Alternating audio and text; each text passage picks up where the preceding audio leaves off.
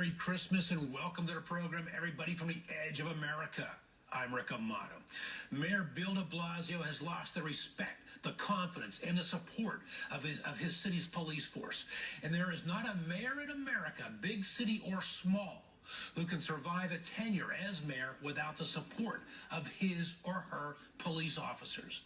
Does a situation in New York, a lack of respect or appreciation for law enforcement, represent a bigger problem in America, or is it isolated to the Big Apple? Joining me at this time from Harris County, Texas, an area which I'm personally familiar with, is Sergeant Wayne Thompson. Sergeant Wayne Thompson, welcome to the show. Thank you for having me. All right, so let me ask you, with what we're seeing happening in New York, is that's the attitude, the animosity, the lack of respect, if you will, by extremists in that city. Is that something that we may see where you're at in Houston, Texas, or Des Moines, Iowa? Is this something that's becoming prevalent across America? I think it is becoming more of a trend. I understand today that there's been some more protests at the Mall of America, and we saw that in the Houston area as well at some of the major malls and on the highways. I do fear that it's becoming more of a problem, and unfortunately, it seems to be catching on and continues through the holidays and a very solemn time for law enforcement. It's a problem that is a nationwide problem. And I think there's some things that both sides could do better to help with that. I will ask you about those things. Before I do, the solution, one would believe, is not a short-term solution. It's a long-term solution, or am I wrong?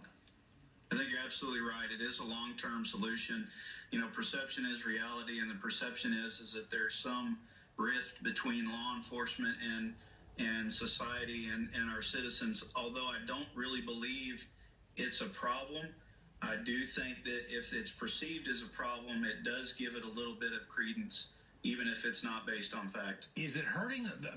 I know it's too early to tell, but do you fear that it could hurt the morale of professional law enforcement in terms of recruiting, bringing in new people into the ranks of law enforcement who want to go into that profession?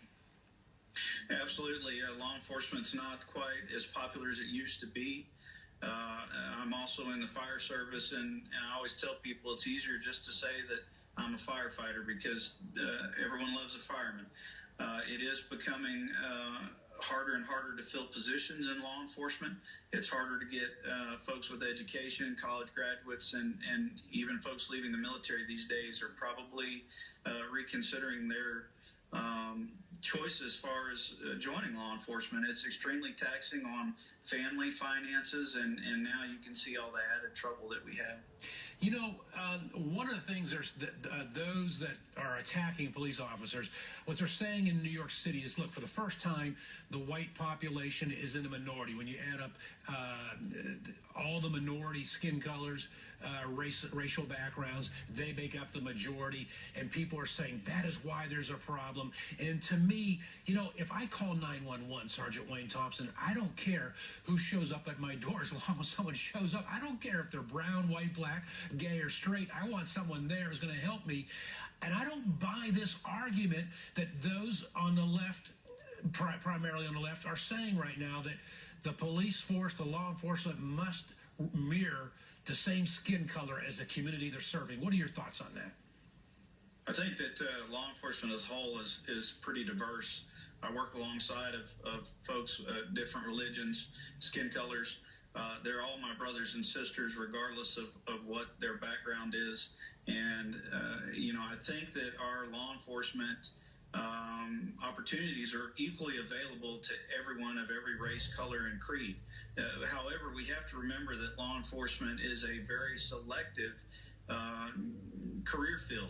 Not anyone can join it. In fact, it's probably harder to get into law enforcement than it is working in a bank or in the military or other areas in the medical field. And for those reasons, we are a very selective entity. You know, you're scrutinized with intensive background, criminal history checks, financial record checks, and at the end of the day, we have to take the people that pass those and then look at them as possible candidates. But I think it's a fair process. That makes sense. All right, Sergeant Wayne Thompson from Houston, Texas, thank you for joining us and shedding some important perspective on this important topic that's riling the American psyche at the moment. Have a Merry Christmas. Switching gears now, join me.